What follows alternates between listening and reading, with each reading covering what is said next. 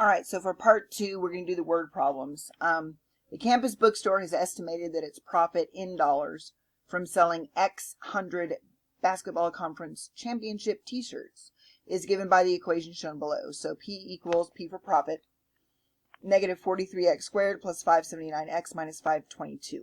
So first of all, notice you got two variables going. You've got P for profit, and X is the number of championship t-shirts, okay?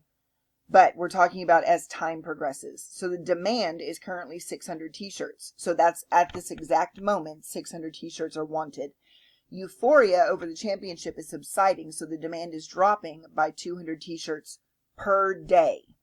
So that tells you how something is changing as life moves on. So they've given you some information. So the question is, how is the profit changing with respect to time? So what we're looking for is, how is profit changing with respect to time? So dp/dt is what we're looking for, which means I could have a P for profit. I have an X, and I have a dx/dt. So when I set this up, I've got P equals negative 43x squared, and then plus 579x minus 522. And it tells me that demand is currently 600 t-shirts. So X is currently 600 t-shirts, okay? And so remember that it says in hundreds already, so don't put 600, otherwise it's going to be weird. And then how is it changing? It's going down by 200 per day. So because it is decreasing, it's going down by -2. So the only variable that's going to be left to solve for is dp/dt. So take derivatives. The derivative of 1p is going to be 1 dp dt equals, drop your 2 out front, so I get a negative 86x plus 579. And I just skipped a step there because I was going to factor it out, but never mind. All right, so dx dt plus 579 dx dt. And now this is already isolated, so I've just got to sub in. So dp dt is going to be a negative 86 times 6. And then dx dt is -2 plus 579 dx dt is -2. And so we'll find out that our profit is changing by, I'm not even going to try this in my head. We've got 86 times 6 times 2 is plus 579 times 2 gives me negative 126. Okay, so that means your profit is decreasing by $126 per day. Okay, so next one we have is, hang on. All right, a parked car dripping transmission fluid is creating a circular puddle whose area in square inches is area equals pi r squared. R is the radius of the circle in inches. Find the rate at which the area is increasing. So you're trying to find how area is changing. So what do we know first? I know that my function is pi r squared. Okay, and I'm trying to find how area is changing, which means I'm trying to find dA dt. Okay, so find that rate at which the area is increasing at the instant when the radius is 4 inches and the radius is increasing at a rate of 3 inches per minute. So they just told you that r is, I don't know, hang on, 4, and the radius is changing, or dr dt, at 3 inches per minute, and it's increasing, so you need to make sure that that's positive. All right, so what do we have? Take a derivative. So dA dt is, remember, pi comes along for the ride. That's not a variable, that is a number. So this gives me 2 times pi times r, drop your exponent by 1, and then dr dt, and then it says round to the nearest thousandth. So we have the area is changing at, so dA dt, 2 times pi times my given r of 4 times dr dt of 3. So that gives me 24 pi. or rounded to the nearest, what did it say, thousandth is 24 pies. Gives me 75,398. So 75,398 inches per minute. Okay. Let's do another one. We have the volume of a cantaloupe is given by volume equals 4/3 pi r cubed, which is a sphere. So evidently our cantaloupe is a perfect sphere. The radius is growing at the rate of 0.8 centimeters per week at a time when the radius is 7.4 centimeters. So you're told radius and you're told how the radius is changing. So I want to figure out how the volume is changing. So again, I've got volume equals 4/3 pi r cubed. I'm told that the radius is exactly 7.4. And I'm told that the radius is changing at 0.8 centimeters per week. Okay? So remember, this is not a variable. He is a number. He's coming along for the ride. And hey, one of those things that people ask me about is why don't we go ahead and substitute the radius in now? Because it's changing. This is exact moment in time. So we have to be dealing with derivatives when we evaluate. Otherwise, everything goes to a constant and then it's 0. All right, so the volume is changing. dV dt is, drop your 3 out front. So the 4/3 and the 3 will reduce. So pi r squared dr dt. And then I can find out how my volume is changing by substituting in. So 4 pi r squared, my r is 7.4.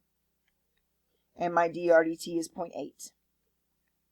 So I find out that the volume is changing at a rate of, let's just see about this, 4 times 7.4 squared times 0.8 is, so 175,232.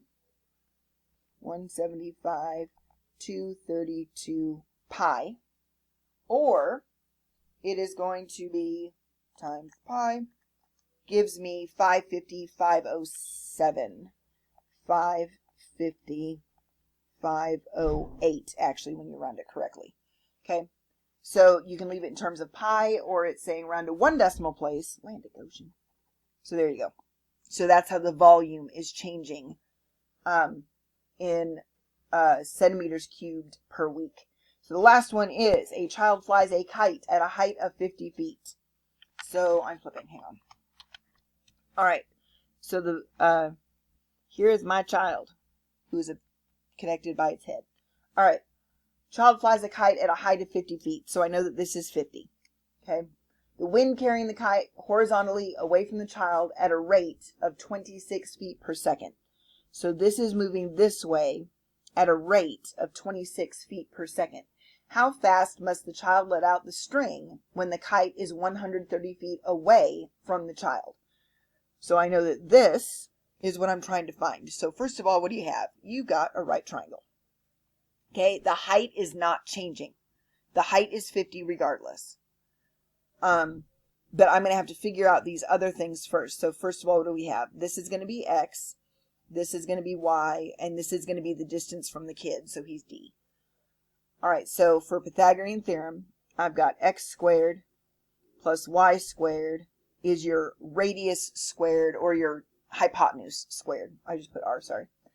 And I need to figure out some particulars right off the bat so that I have my values for x, y, and r. You know what? That's going to throw you off. Let's just change this back to d, like I put right there. All right, there we go. All right, so what do we have? I have a child flies a kite at a height of 50. I know that y is 50 all day long.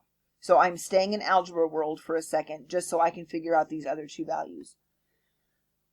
How fast must the child let out the string when the kite is exactly 130 feet away from the child? So when the kite is here and the child is here, that means my hypotenuse, or the distance, is 130.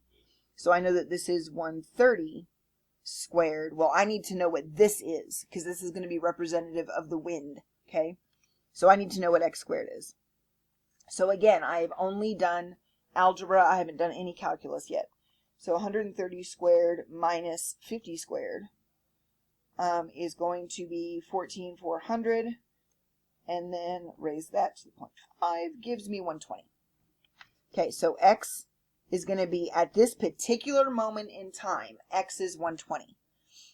So I know that this is unchanging. That is 50 solid all day long. So that stays in algebra world. These other ones are going to change. So I know that x is going to be 120. I know that dx dt is the wind, and the wind is 26 feet per second. Holy cow, that's some wind right there. All right, I know that my y is 50, and it is unchanging. So dy dt is 0. Okay, so 50 is y, and then dy dt is 0. And then I've also figured out that d, I'm running out of room, is, what was d? 130. And I am trying to figure out dd dt. What is dd dt? Okay, so if something is unchanging, we can sub in at the start. It's only if things are changing that we don't. So go back up to our original equation. For this particular example, I have an x squared, which is my top up here, okay, plus y squared, which is not going to change. So it's 50 squared equals, this is changing, okay? So he is d squared. So don't substitute in unless it's not changing. Now take derivatives. So 2x dx dt equals, this goes to, sorry, not equals, plus, this goes to 0 because it's not changing.